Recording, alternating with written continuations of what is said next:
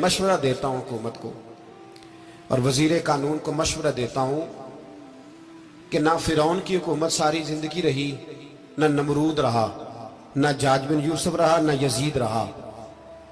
और यार दरबारी बन के हुक्मरानों की चापलूसी करते करते तुम यहां तक आ गए हो कि अब नबी पाक की इज्जत को हाथ डालना शुरू कर दिया है। और आप यकीन करें सियासी जमातों का इतना बुरा हाल है कि इनके लीडर के बारे में कोई बात करे तो पागल हो जाते हैं ये एहतजाज कर करके। और उसने डायरेक्ट कह दिया कि खत्म नबूवत का मसला ही कोई नहीं, जो दीन की बुनियाद है, किसी को परवाह नहीं। मुझे तो उन लोगों की फिक्र हो रही है जिन लोगों ने इन्हें वोट दिए हैं, वो अल्लाह को क्या जवाब देंगे। और ये अल्लाह माशाल्लाह सारी सियासी जमातें इस तरह की। और मेरा वजीर कानून साहब को भी मशवरा है कि जिंदगी बड़ी थोड़ी है, बड़ी थोड़ी। अल्लाह सबको माफ करता है, अपने रसूल के गद्दारों को माफ नहीं करता।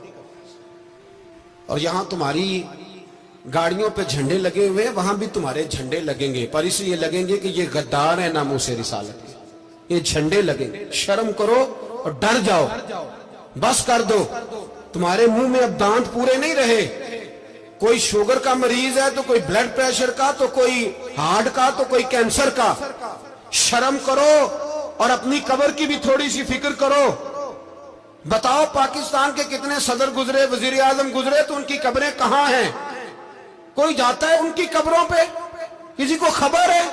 क्यों अपने लिए जहन्नम इकट्ठी करते?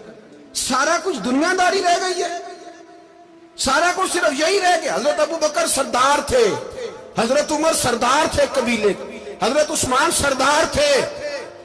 उन्होंने सरदारियों को ठोकर मार के रसूलुल्लाह के कदमों में बैठना पसंद किया। सरदारियां छोड़ के गुलाम बन गए। तुम सरदारियां बचाने के लिए रसूलुल्लाह की गद्दारी करते हो, शर्म नहीं आती। और काम शिकवा है मुझे इन लोगों से जो मौलवी तो कह देते हैं तू सियासत न कर, और किसी सियासतदान को मना नहीं करते कि जब तुझे सूरत फातिहा भी नहीं आती तो तुझे किसने इजाजत दी है इतनी बड़ी बात। और मैंने पिछले से पिछले जुम्मे भी कहा था, फिर कहता हूं और ऑन दी रिकॉर्ड कहता हूं, मरज़ई कल भी काफिर थे, आज भी काफिर और कयामत तक। और जो उनके कुफर में शक करे वो भी, और पक्का बेईमान है, काफिर है। वो वजीर कानून हो या सुबाई हो या विफाकी हो, मन शक्का फी कुफर ही फकत कफर। जो मरज़ई के कुफर में शक करे वो भी काफिर है। हमारे रसूल आखिरी रसूल है। हम किसी को ये इजाजत नहीं देंगे कि वो खत्म नबूवत में रखड़ा डालने की कोशिश करे। हम किसी को ये इजाजत है। और तुमने कौम को लूटा, लूटते रहो, अब ईमान पे डाके तो ना डालो। तुम्हें दौलत लूट के पेट नहीं भरा, अब ईमान लूटना शुरू कर लिया। तुम्हारा फैक्ट्रियां लूटकर, कौमी खजाना लूटकर पेट नहीं भरा। बेईमानो, अब दीन बेचकर अपनी हुकूमतें पक्की करोगे। और वो लोग भी तैयार हो जाएं जो इन बेईमानों को मुंतखब करते हैं, उनसे भी सवाल करेगा खत्म नबूवत का मौजू कयामत के दिन कि तुम बताओ। इनको सपोर्ट करते थे जो रसूलुल्लाह सल्लल्लाहु अलैहि वसल्लम के बाद भी किसी नबी को नबी मानना दुरुस्त जानते थे। शर्म आनी चाहिए, ख्याल होना चाहिए। और मैंने कहा कि हमारा दिल नहीं चाहता, आप यकीन करें, हमें शौक है जुलूस निकालने का, तुम्हारे खिलाफ बातें करने का। तुमने रोज थर्मामीटर निकाला होता है, चेक करते हो कि ईमान कितना है कितना नहीं है। ये पाकिस्तान अगर सूबा सिंध है तो हजरत अब्दुल्ला शाह गाजी का है, अगर बलोचिस्तान है तो हजरत बाबा अब्दुल रहमान का है, और अगर पेशावर है तो वो सूफिया का है, और अगर ये धरती पंजाब है तो ये दाता अली अजमेरी की है, ये बाबा फरीदुद्दीन की है।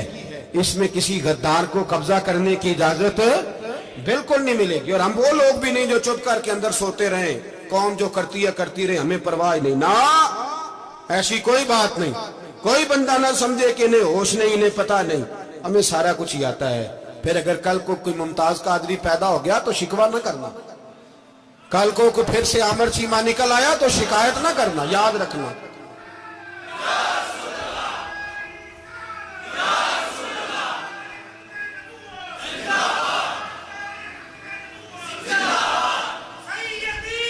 तो मेरे भाई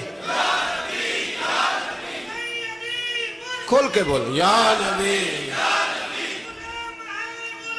रसूल के बोल।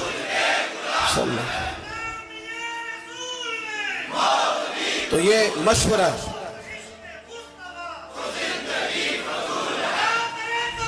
جزاک اللہ. تو یہ تمہیں مشورہ ہے.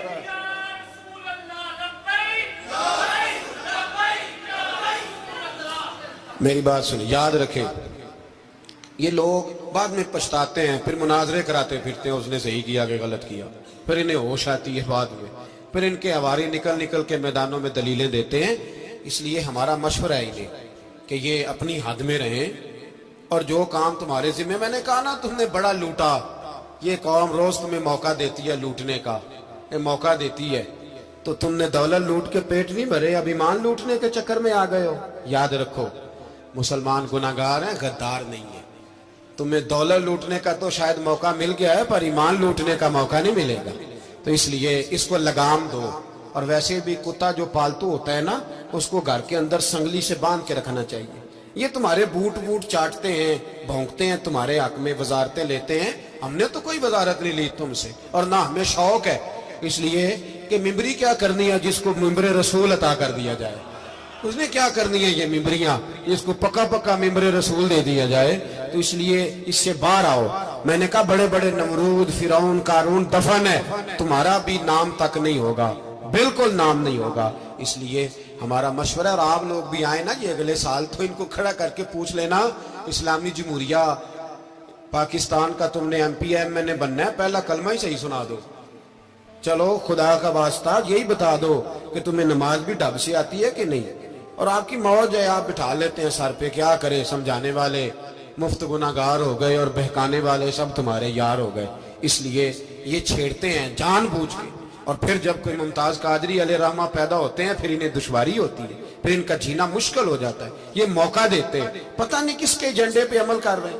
میرا سوال یہ ہے، میں نے پچھلے جمعے پھر میرا سوال ہے کہ میں پوچھتا ہوں، اس آدمی کو ضرورت کیا ہے ختم نبوت پر بات کرنے کی، جب امت مسلمہ کے متفق کا فیصلہ ہے کہ مرزائی کافر، اسمبلی نے بل پاس کر دیا کہ مرزائی، ان کو اقلیت قرار دے دیا، اور جب سے وہ اقلیت بنے، نہ ہم نے ان کی عبادت گاہ جلائی، نہ ہم نے ان کو قبروں سے نکالا، نہ ہم نے، بس ٹھیک ہے جیسے عیسائی رہتے ہیں، یہودی سے کس ملک میں رہتے ہیں وہ بھی رہے، اقلیت بن کرے، کوئی اعتراض. پر تم انہیں کھینچ کھونچ کے کیوں قریب کرتے ہو؟ تمہارا کیا جرانہ ہے ان کے ساتھ؟ بتاؤ تو صحیح. ان لوگوں سے ان کو چاہیے اپنے منہ میں لگام ڈالیں، اور اگر نہیں ڈالیں گے پھر انشاءاللہ ڈالی جائے گی، اور بڑی تگڑی ڈلے گی، اور پھر ایسی ڈلے گی، ایسی ڈلے گی. سلمان تاثیر جب مرا تھا نا، تو 5-5 لاکھ روپیہ مولویوں کو آفر کی جنازہ پڑھاؤ، 5-5 لاکھ روپیہ چھوٹے چھوٹے مولویوں کو. اور داتا صاحب کی مسجد کے خطیب بھی صوبائی جو تھے، وہ خطیب تھے، ملازم تھے، انہوں نے کہا کہ ایمان نہیں بھیجنا، نکالنا ہے نوکری سے تو نکال دو.